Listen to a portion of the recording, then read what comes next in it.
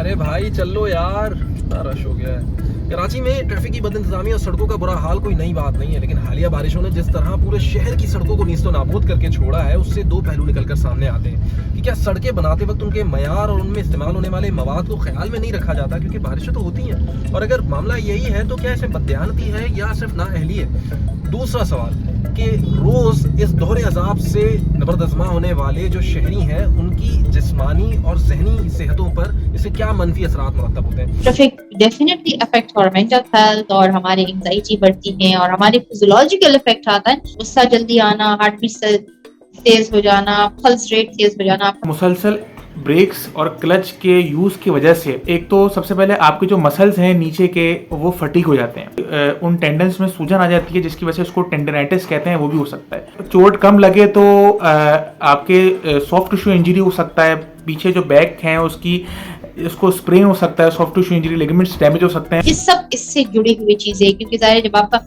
Psychological effect आता है, physiological effect आता है, फिर आपके बिहेवियर में चेंज आते हैं और बिहेवियर को नेगेटिव कॉन्सिक्वेंसेस पे फेस करने पड़ते हैं। जोर से चोट पड़ी है तो फिर आपकी डिस्क स्लिप भी हो सकती है, जिसकी वजह से कमर में तकलीफ, और वो कमर की तकलीफ आपके कमर से होते हुए आपकी टांगों तक जारी हो।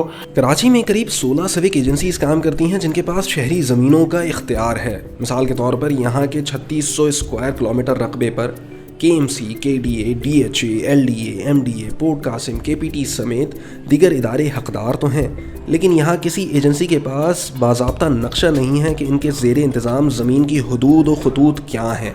जो हमारे शहर का दूसरा इंफ्रास्ट्रक्चर है, बेसिकली वो भी इन सड़कों के साथ साथ सफर करता है, जिसमें पानी की लाइनें शामिल हैं, जिसमें सीवरेज की लाइनें शामिल हैं। जहां इन सड़कों को मरम्मत की जरूरत थी, वहां मरम्मत की जगह जो दूसरा इंफ्रास्ट्रक्चर है उसको ले डाउन करने के हवाले से खुदाइयां की गई और उस इंफ्रास्ट्रक्चर को अपनी जरूरतों के हिसाब से मुख्तलिफ एजेंसीज ने ले डाउन किया, लेकिन सड़क की मरम्मत और उसके बाद दोबारा से जो उसकी इस्तेमाल के काबिल बनाने की कैफियत थी उस पर नजर नहीं डाली। इसका सबसे बड़ा नुकसान तो यह है कि जब इन अराजियों पर सड़कों की खस्ता हाली और बद इंतज़ामी पर सवाल उठाया जाता है तो कोई जिम्मेदारी नहीं लेता, लेकिन जब इन सड़कों पर रेवेन्यू हासिल करना हो, चाहे पार्किंग का, चाहे ऐड का, चाहे होर्डिंग्स का, तो ये एजेंसीज अपनी ज़मीनों से तजावुज़ करके दूसरी ज़मीनों पर भी अपना हक जताने लगती हैं। बुनियादी तौर पे जो सड़कों की मरम्मत का काम है वो बल्दियाती इदारों की जिम्मेदारी है, लेकिन वक्त के साथ साथ बल्दियाती इदारों की जो अपनी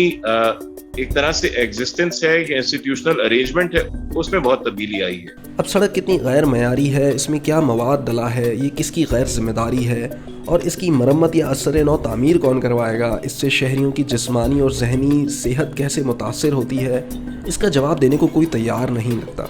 जनरलाइज एंजाइटी डिसऑर्डर में लोग चले जाते हैं, रिलेशनशिप बहुत डिस्टर्ब हो जाते हैं, एटीट्यूड में डिस्टर्बेंस आ जाते हैं, एंगर और एग्रेशन उनके पर्सनैलिटी का हिस्सा बन सकता है। सड़क को प्लान करते हैं, प्लान करने के बाद उसको डिजाइन करते हैं, डिजाइन करने के बाद वो काम टेंडर होता है, टेंडर होने के बाद वो एक कॉन्ट्रैक्टर को अवार्ड किया जाता है और अवार्ड करने के साथ साथ फिर ऑब्वियसली एग्जीक्यूशन शुरू होती है। ये ख्याल नहीं रखा जाता कि जो इसके साथ कनेक्टेड इंफ्रास्ट्रक्चर है, जिसमें पाइपलाइंस शामिल हैं, वाटर सप्लाई की लाइंस शामिल हैं, गैस और इलेक्ट्रिसिटी के केबल्स शामिल हैं और दीगर इंफ्रास्ट्रक्चर शामिल है, उसके लिए जो सड़क के अतराफ में जो एडिशनल स्पेस होती है जिसको हम रोड शोल्डर्स कहते हैं, उसकी सही तौर पे एलोकेशन नहीं की जाती। कराची की सड़कें, खास तौर पे जो मेजर स्ट्रीट्स हैं, ये अपनी जो डिजाइन लाइफ है ये गुजार चुकी हैं, इनकी असर नौ तामीर जरूरी है और ये असर नौ तामीर बिल्कुल स्क्रैच से करनी चाहिए, जिसमें सड़क का जो ओरिजिनल लेवल था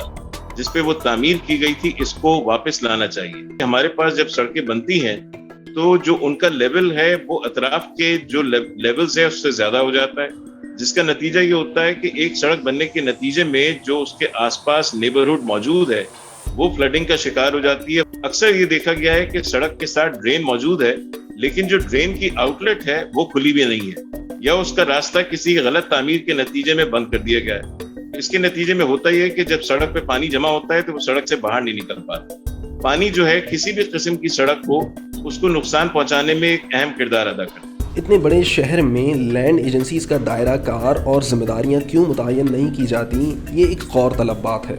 तो दूसरी जानिब हुकूमत भी इंतखाबात के करीब आने का इंतज़ार करती है ताकि काम हो और नज़र आए, जिसे प्री पोल लिगिंग के ज़ुमरे में लिया जाता है। इंतखाबी शेड्यूल के ऐलान के बाद इंतखाबात के नताइज तक वहाँ पर कोई ऐसा तरक्याती काम नहीं हो सकता है जो बेनिफिशरी हो कोई। अगर कहीं बहुत ज़्यादा ज़रूरत है तो हुकूमत है वो इलेक्शन कमीशन से बाकायदा इजाज़त लेती है। सड़कें बनती हैं, टूट जाती हैं और साल टूटी रहती हैं। एक तरफ तो शायद सरकार उनकी मरम्मत करना भूल जाती है, तो दूसरी जानिब आवाम भी उनके साथ जीने की आदत डाल लेते हैं। कराची की जहांगीर रोड इसकी जीती जागती मिसाल है। लेकिन इस मरतबा बारिशों ने जो बहरानी सूरत हाल पैदा की है पूरे कराची की सड़कों के साथ, तो सिंध हुकूमत मजबूर हुई है 6 अरब रुपए का बजट मुख्तस करने में कि इन मुतासिरा सड़कों की मरम्मत की जाए। तो क्या इस मरतबा जब सड़कें बनाई जाएंगी तो किसी मयार को मलहूज़े खातिर रखा जाएगा?